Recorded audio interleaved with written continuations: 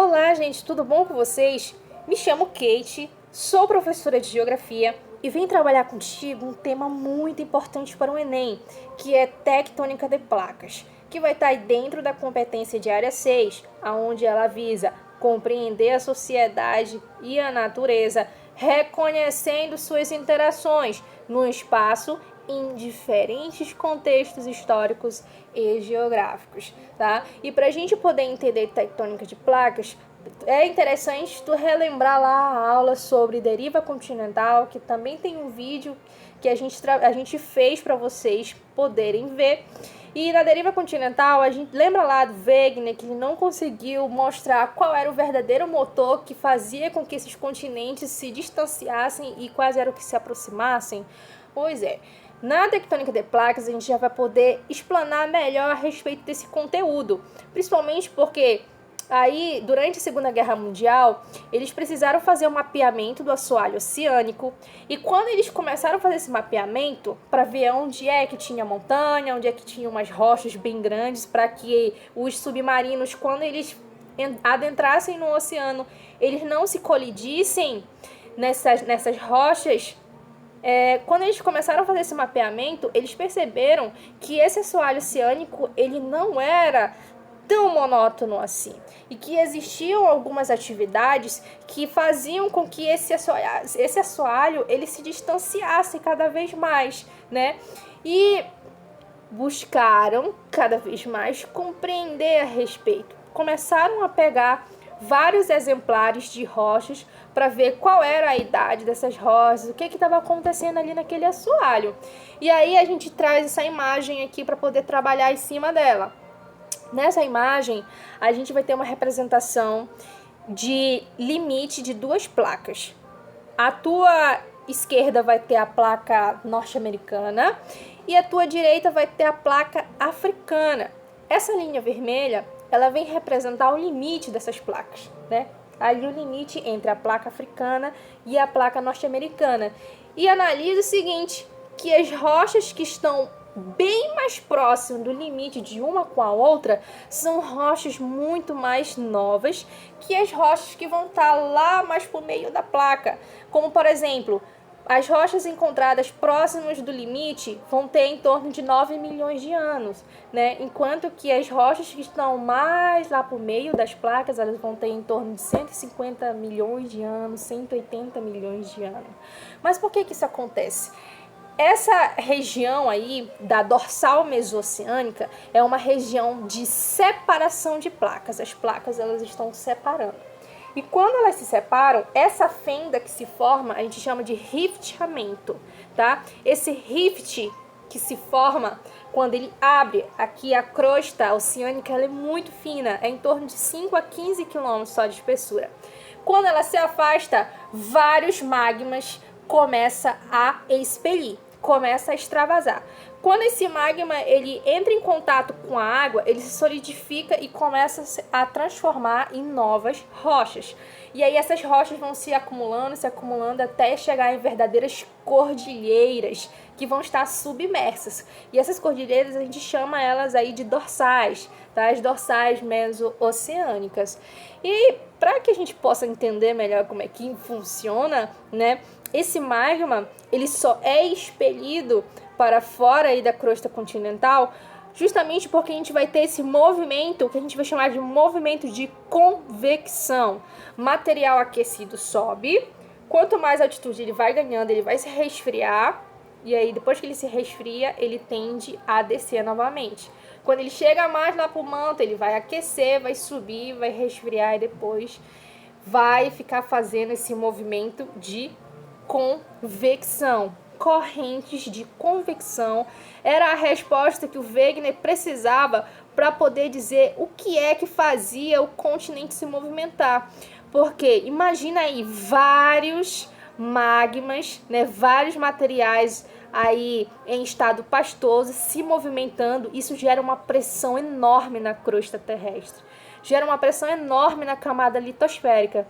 E essa camada, por sua vez, devido à pressão interna, ela acaba se rachando em várias partes menores, né? E essas rachaduras, a gente vai estar chamando elas de placa, tá? Imagina o seguinte, tu tem um ovo, tu coloca esse ovo dentro de uma panela de água fervente e tu deixa aquele ovo ali por bastante tempo.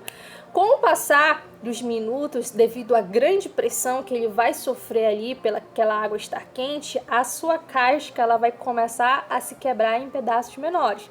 É basicamente isso que vai acontecer também com a crosta terrestre. Ela se racha em pedaços, em vários outros pedaços, uma vez que dentro dela, tanto no manto quanto no núcleo, tem uma pressão gigantesca e essa pressão chega na crosta e acaba fragmentando ela em pedaços menores. E esses pedaços a gente vai chamar de placas, tá? As placas tectônicas. E aqui a gente tem uma imagem que vem representar a localização de algumas destas, como por exemplo, a que a gente está situada, que é a placa sul-americana, a que fica do nosso lado, entre a placa do Pacífico e a placa sul-americana, é a placa de Nazca, que são placas assim que é interessante tu lembrar o nome delas. Temos também a placa norte-americana, né? Temos a placa africana, indo-australiana, que também pode aparecer em outros mapas apenas com indiana e outra já australiana, tá?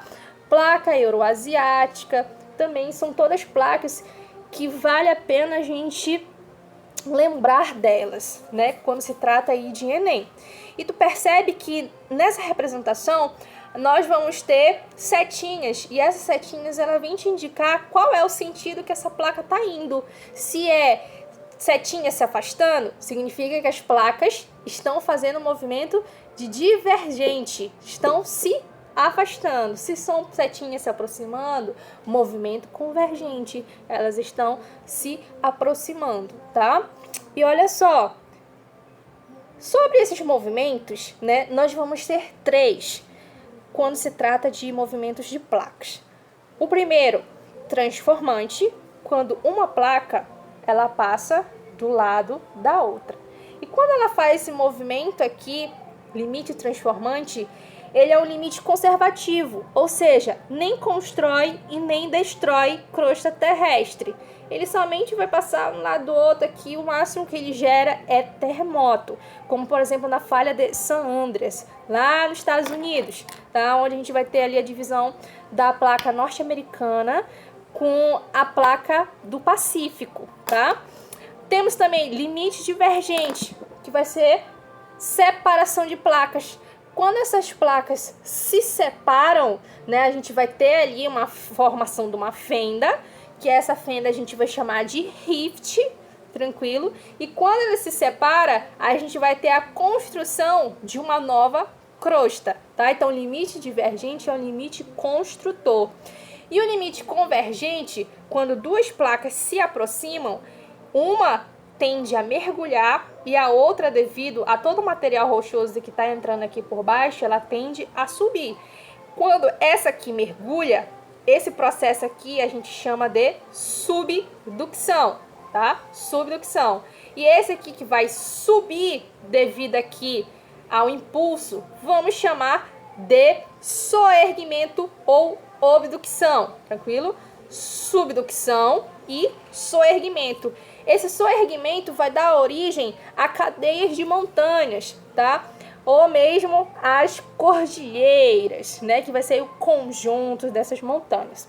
Olha só aqui alguns exemplos interessantes que vale a pena a gente ver.